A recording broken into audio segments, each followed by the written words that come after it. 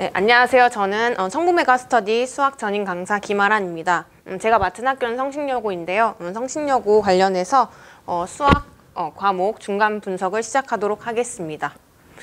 우선 제가 준비하는 목차는 성신여고 수학 출제 경향 분석과 함께 또 주요 문항들 같이 보실 거고요. 대비 전략에 대해서 말씀드리고 이제 지금 현재 성신여고 학생들 어떻게 가르치고 있는지에 대해서 말씀드리도록 하겠습니다.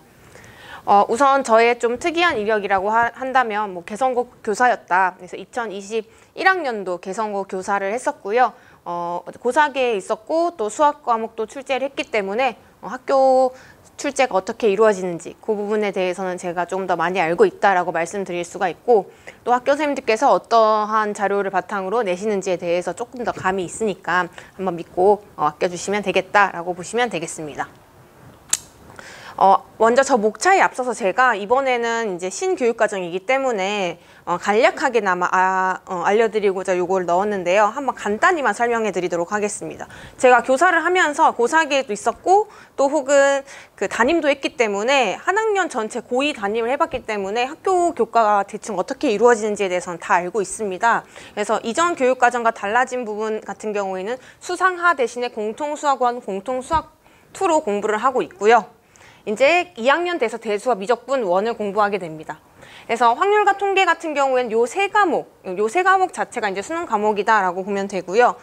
지난 교육과정과 달라진 점 중에 하나는 융합 선택 과목이 추가되었다는 점입니다. 그래서 수학과 문화, 실용통계, 수가탐은 이전에도 있었지만 융합 선택으로 들어간다는 점, 그리고 지금 같은 경우에는 진로 선택 과목이 사실은 이거 예전에 있던 교육과정이었습니다. 근데 이 부분들이 기하나 미적분 2 같은 경우에는 이제 이과 전공을 위한 학생들을 위한 개설 과목으로서 아마 대학교에서 기하나 미적분을 선택했는지 이과라면 선택한 이런 것들을 보기 때문에 나중에 2학년 진학했을 때 진로 선택 과목에 대해서 한 번 더 고민해 보셔야 되는 부분입니다.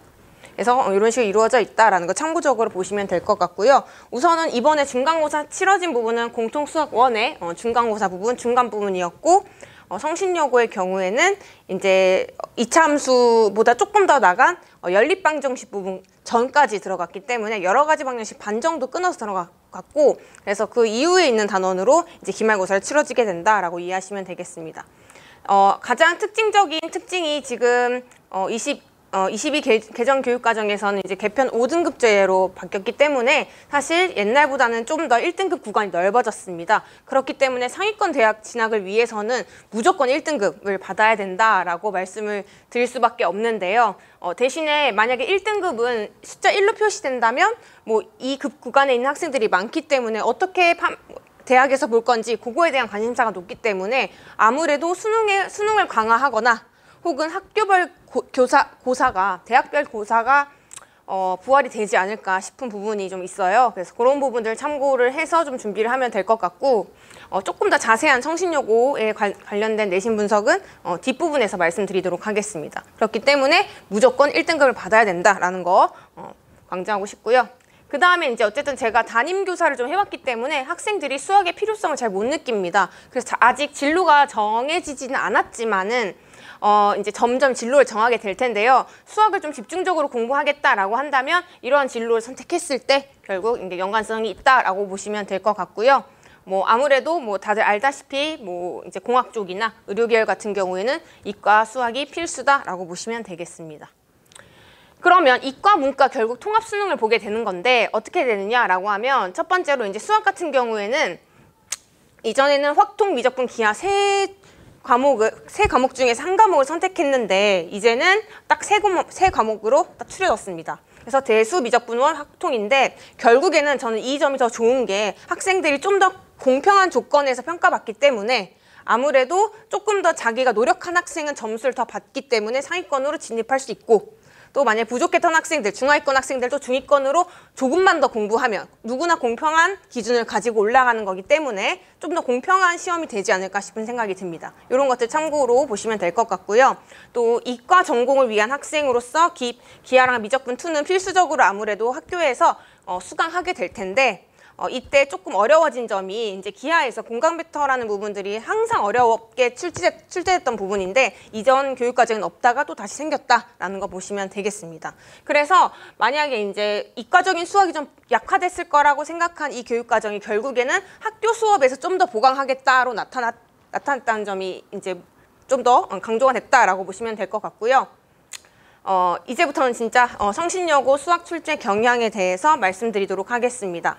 성신여고 같은 경우에는 이제 교과서가 YBM이고 또 시험 범위 자체는 다항식의 연산 1단원에서부터 조금 중간 단원까지 2차 함수까지 끊고 조금 더 나아간 여러 가지 방정식 부분의 절반 부분을 이제 진도 시험 범위로 삼으셨고요.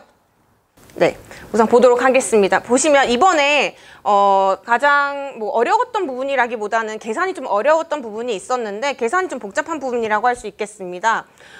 이 시중 유형서에서는 사실 이렇게 단순하게 출제되는 경우가 많은데 선생님들께서 노력을 하셔서 좀 더 변형을 하셨습니다. 그래서 문자 하나를 더 추가해서 조립제법이나 인수분해 과정을 통해 구하는 문제였는데 이 문제 같은 경우는 아마 계산이 좀 복잡해서 틀린 친구들이 많을 거라고 생각을 해요. 하지만 저희 반 아이들은 좀 대다수가 맞췄고요. 그래서 이런 부분이 좀 어렵게 출제됐다라는 거 볼 수 있겠습니다.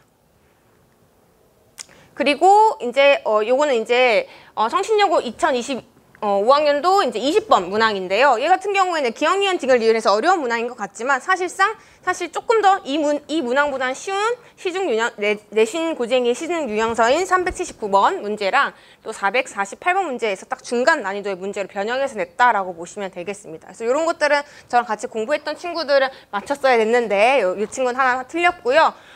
제가 사실 여기에 표를 하나 더 준비를 했었는데 전체적인 난도나 이런 것들 보면서 그것이 빠진 것 같아서 일단은 구도로 잠시 설명을 드리도록 하겠습니다. 일단은 성신여고 시험지를 봤는데 50분 내에 풀기에는 아주 적당한 시험이었다고 생각은 했지만 학생들 반응은 시간은 조금 부족했다라는 반응이 있었습니다. 하지만 전체적으로는 굉장히 쉬웠다라고 볼 수가 있겠습니다. 그래서 성신여고 같은 경우에는 원래 난이도를 좀 더 왔다 갔다 하면서 좀 타는 편인데 아무래도 이번에 2022 개정 새롭게 교육과정을 도입하다 보니까 또 사실상 유급제도라는 게 또 생겼기 때문에 1번부터 8번까지는 굉장히 쉬운 난도였고요. 거의 중하 난도의 위주의 문제들이 많아서 기본 문제들이 굉장히 많았기 때문에 사실 15점 이상 받은 30점 만점 중에서 15점 이상 받은 친구들은 조금 많았을 것이라고 예상이 됩니다. 그래서 한두 문제 틀려도 상위권에서 지금 싸움이 있을 거라고 생각이 들거든요. 그래서 전체적으로 쉬웠지만은 실수 하나로 바뀌는 문제들이 많았고 그래서 성신여고 같은 경우에는 원래는 이제 학평 기출도 조금씩 변형은 하지만 선생님들께서 임의로 약간씩 조건을 추가한다던가 또 다른 시중 내신 심화 변형서를 준다던가 하는 부분들이 있는데 그 문항들을 살짝 많이는 없앴습니다. 그렇기 때문에 난도가 조금 더 낮아졌다고 보시면 될 것 같고요. 아무래도 기말은 좀 더 경우일수 같은 경우에는 굉장히 어렵게 출제가 될 수밖에 없는 단원이기 때문에 또 경우의 수 같은 경우에는 빠짐없이 나열하는 그 능력을 요구하는 부분이기 때문에 실수 하나로 점수가 갈립니다. 그래서 그런 단원들이 섞여 있기 때문에 아마 성신여고 같은 경우에는 기말 때 변별력을 위해서 좀 더 어렵게 내지 않을까 싶어요. 그래서 그런 것들 참고로 보시면 되겠습니다. 제가 중하, 상중하로 그런 관련된 표가 있는데요. 제가 한번 찾아보고 이후 제공해 드리도록 하겠습니다. 그래서 제가 PPT를 해놨는데 지금 잘린 것 같아서 한번 양해 부탁드리고 그 부분이 가장 중요한데 좀 빠졌습니다. 우선 보시면 성신여고 내신 특징을 보시면 체감 난이도는 사실상 쉬웠다 해서 중하로 평가할 수밖에 없었고요. 전체적으로 이제 23문항이었고 객관식으로 이루어져 있습니다. 그래서 총 30점이고 아마 성신여고는 지속적으로 사실상 지필평가의 경우에는 30점으로 운영이 되고 있기 때문에 한 문제당 1점이지만 결국엔 산출되는 기말고사 이후에 산출되는 점수로 이제 아이들을 이제 정규 분포화 시켜서 성적을 산출하는 것으로 알고 있습니다. 그런 거 한번 보시면 될 것 같고요. 시중 유형서 변형 문제가 출제. 이거는 결국에는 한 번씩 유형서를 봤던 친구들은 다 맞을 수 있었다는 문제입니다. 그래서 굉장히 쉬웠다라고 보시면 되는 거고요. 제가 아까 말씀드렸다시피 중하 난도의 문제가 거의 대부분이에요. 그래서 그 문제를 맞췄으면 사실 제 생각에는 거의 한 20점은 바로 넘었을 것 같거든요. 그래서 저희 반 친구들은 사실 좀 잘하는 친구들이 좀 있긴 해서 좀 많이 맞았는데 만약에 좀 실수가 작거나 그런 친구들은 조금 더 타격이 있을 거다라는 생각이 듭니다. 계산력 때문에. 수능 연관성 같은 경우에도 이번 시험은 중하위입니다. 수능과 관련돼서 확평 변형 문제를 출제했다. 이렇게는 볼 수가 없겠고요. 아무래도 이전 교육과정에 있는 학평 문제를 갖고 오기보다는 새롭게 나오는 학평 문제를 변형할 수 있기 때문에 그런 것 때문에 아마 요 수능 연관성은 조금 낮다라고 보시면 될 것 같습니다. 이런 거 참고적으로 보면 좋겠고요. 그래서 앞으로 어떻게 해야 되냐? 당연히 50분 내에 풀 수 있도록 아무리 쉬운 문제지만은 뭐 1번부터 뭐 10번까지는 정말 쉬운 문제 나오니까 그 시간들 거의 5분 내에 풀 수 있도록 빠르게 정확한 계산 연습을 하고 그 이후에 이제 변별력 있는 문항들을 풀어내는 것이 중요합니다. 그래서 내신형 모의 시험 같은 것들을 이제 연습을 좀 하고 그다음에 기본적 획득을 위한 것들 앞에 했던 얘기 동일하게 써 있고요.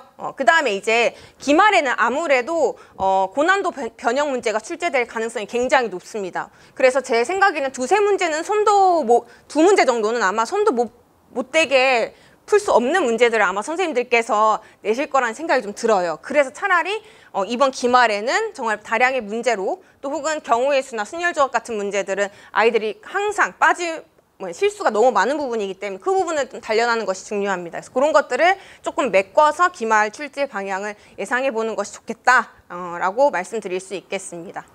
그래서 이제 현재 공부를 어떻게 하고 있느냐라고 보시면요. 우선 제 자체 교재가 있고요. 시중 교재랑 자체 교재랑 같이 쓰고 있습니다. 그래서 그런 것들 제 교재니까 제 교재에서 뭐 개념 부분들 설명하고 뭐 유형서 풀어주고 또 기출문제 풀어주고 그런 식으로 진행을 하고 있습니다.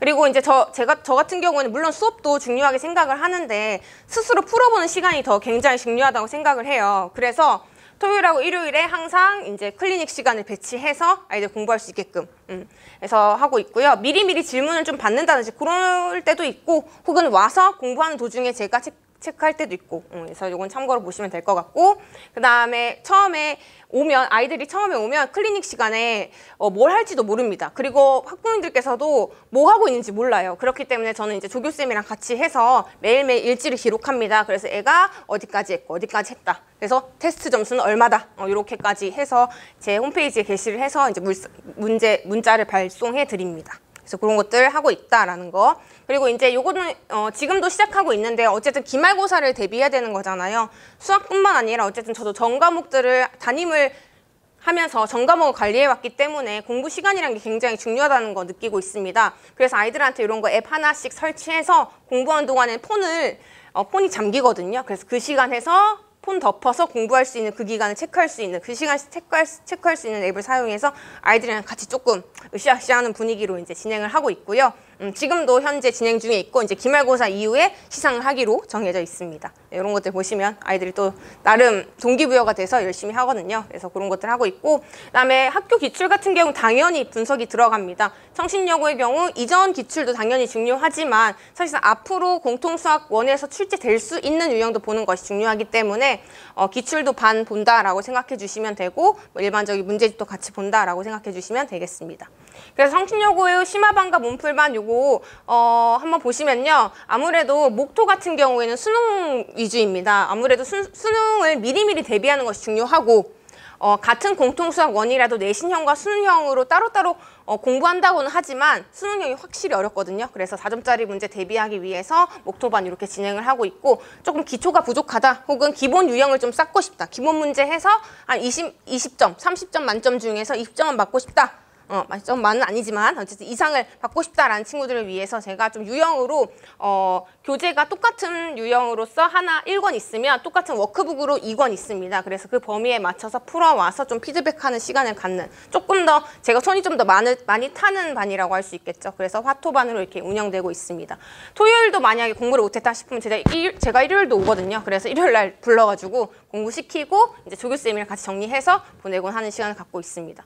어쨌든 제가 최대한 애들이 왔을 때 시간을 활용할 수 있도록 좀 지도하고 있으니까 성신여고 수업 시간에 같이 공부를 해서 좋은 성적을 받을 수 있도록 노력했으면 좋겠습니다. 네, 제가 준비한 것은 여기까지고요. 제가 아까 말씀드린 그 표 같은 경우에는 제가 복사해서 다시 한번 나눠드리도록 하겠습니다. 네, 여기까지 하겠습니다.